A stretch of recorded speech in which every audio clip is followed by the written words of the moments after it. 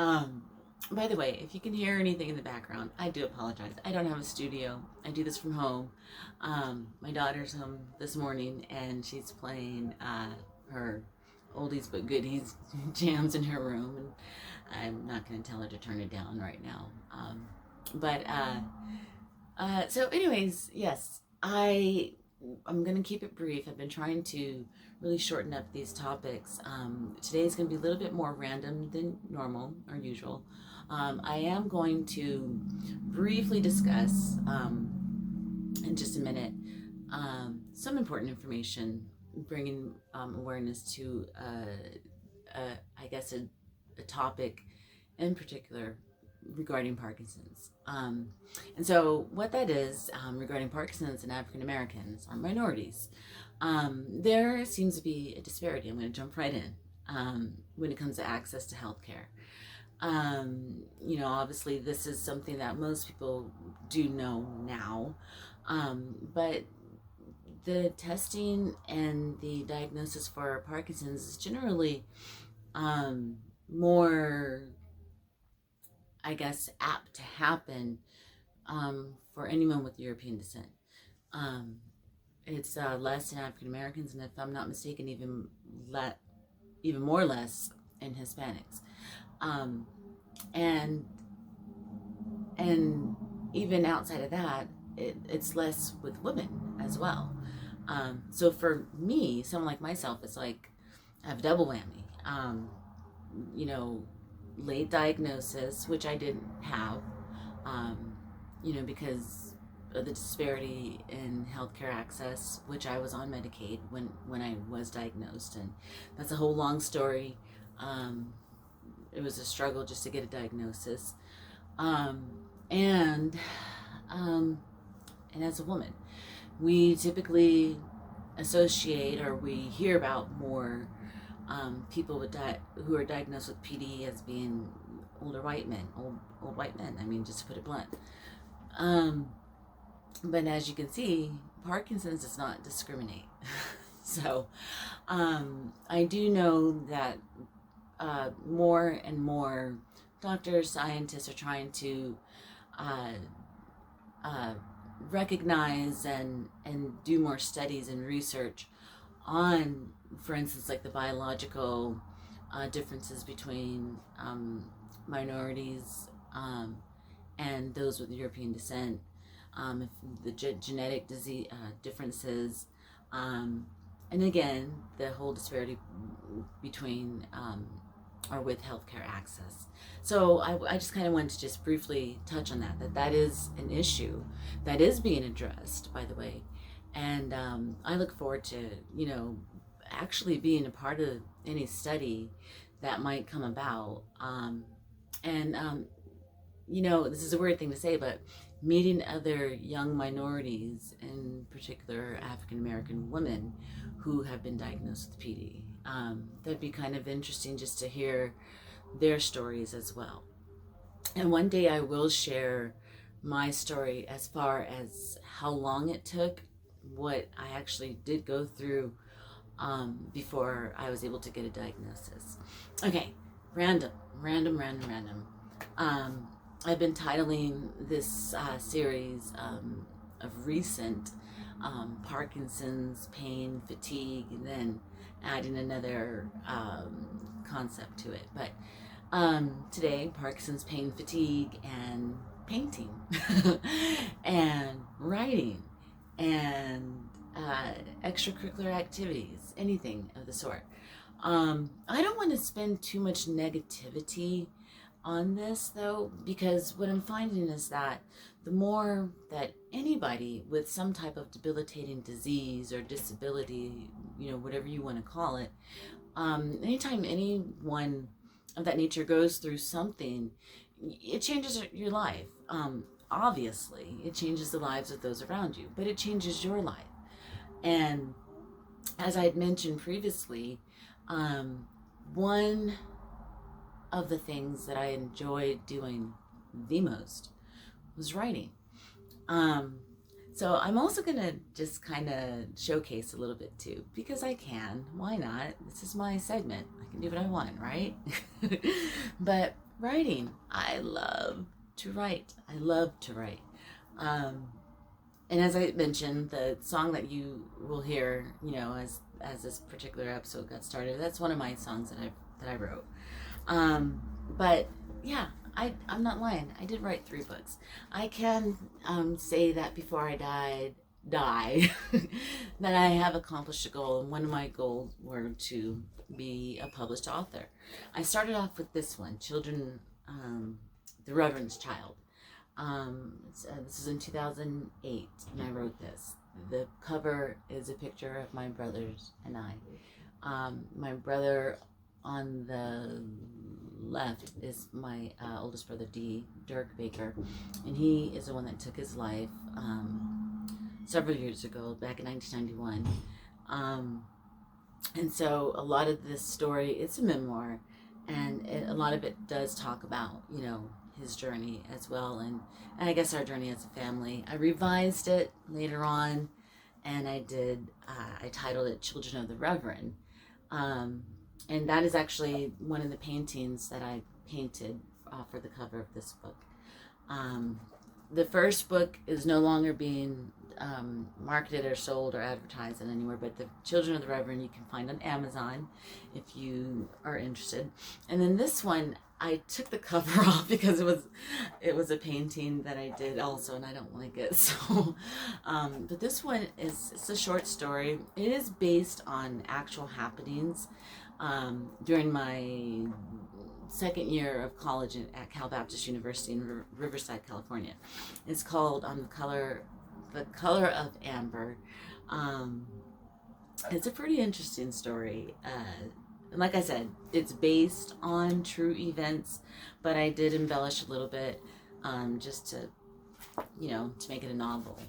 And I will hint and say that this is about a young black girl who meets believe it or not, I might get some negativity from this, but who meets I guess you could say at the time, neo-Nazi.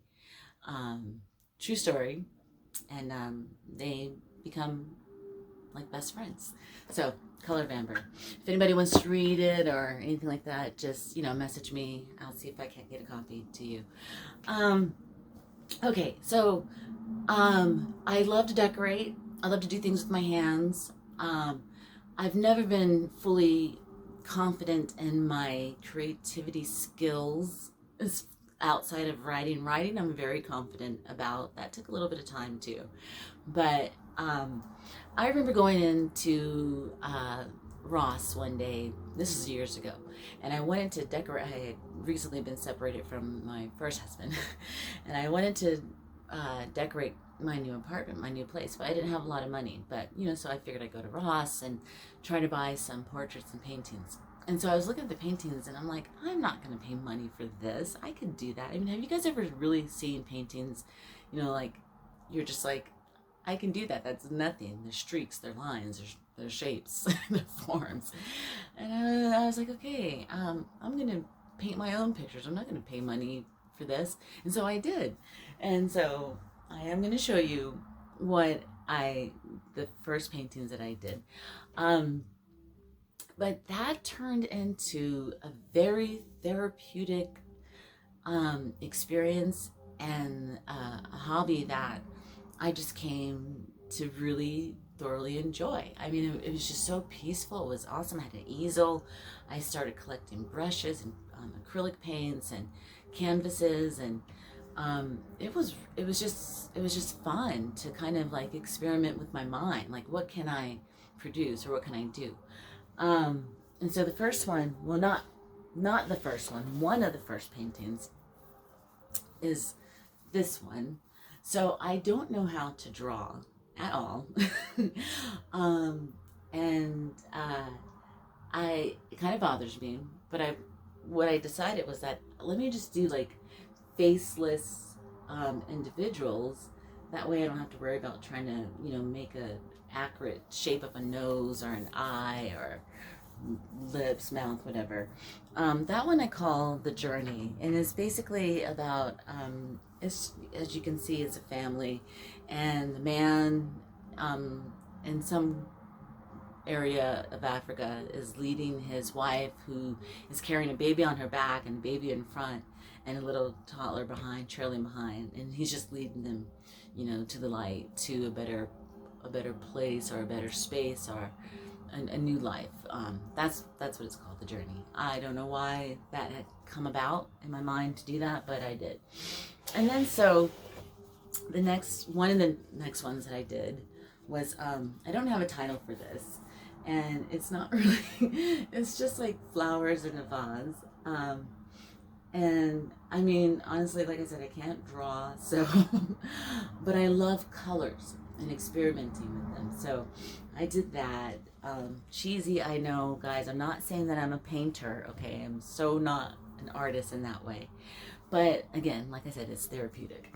And then I did this one, which, as I said, I call this the tree, because my nickname is Tree, by the way, if those of you who don't know. But I did this one, and this is, like I said, what I use for the cover of my book, Children of the Reverend.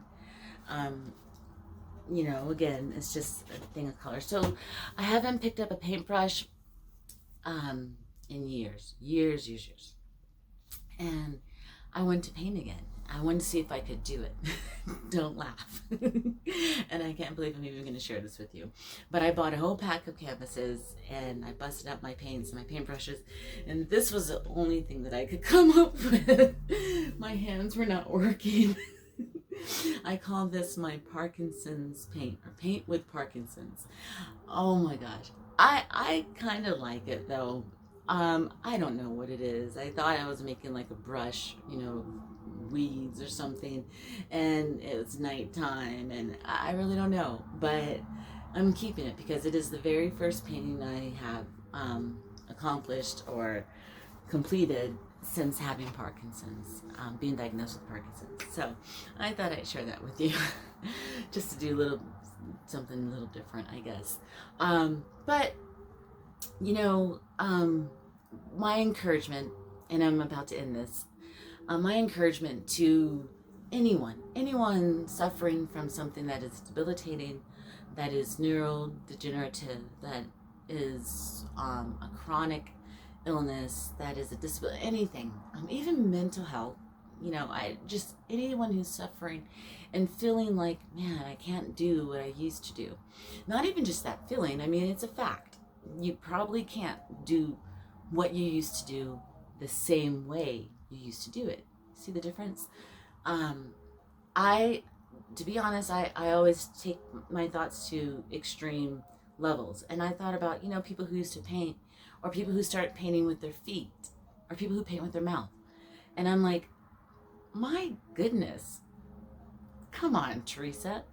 You've got artists out there doing amazing things with body parts that, we shouldn't limit our abilities or our talents or ourselves or our gifts. God gave me a gift. And the gift for me, like I said, was writing. I think more importantly, though, that gift is speaking. I don't speak as well or as articulate or as, the flow. It's not as smooth as it used to be. Because, again, another thing with Parkinson's, it slows your speech. You slur. We get quiet in our voice. My husband is forever asking me, what'd you say? It's frustrating for both of us. And it's, we have to think about what we're going to say and how to say it sometimes. So a lot of that has changed for me. And it has made me feel a little insecure. And again, that's another reason why I am doing these videos, because you guys might feel like, some of you might think I'm just being totally vain. Some of you, I've heard that, oh, you just want attention. No, not really. Let me back up. Everybody wants a little bit of attention. That's not a bad thing always. So I'm not even going to dispute that. I'm not going to be like, no, I don't want attention. Everybody wants a little bit. But I don't think I want it in a negative way or in a way that's not healthy. I honestly am wanting to bring awareness and share and disclose. And this is good for me. I really don't do anything throughout the day because fatigue and pain, there's not much I can do. You know, I can exercise, I can try to clean up a little bit, but this is something that I have figured out I am able to do. And I look at it as a good measure, a positive thing to bring awareness, to maybe minister to someone's heart who might be struggling, to encourage, to uplift. I don't know. So this is what I do.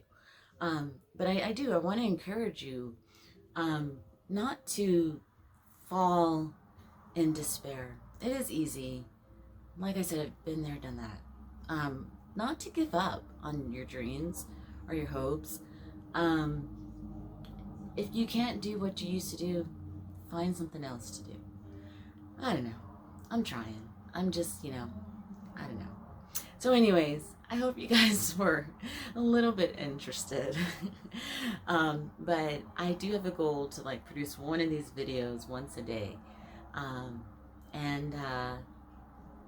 Yeah, feel free to comment anything you feel like commenting, expressing, discussing, sharing, anything you might want me to talk about or research for that matter. I'll see if I can do that for you. Anyways, have a blessed day. Be a blessing to others. Bless God. And I love you. I'll talk to you later. Bye.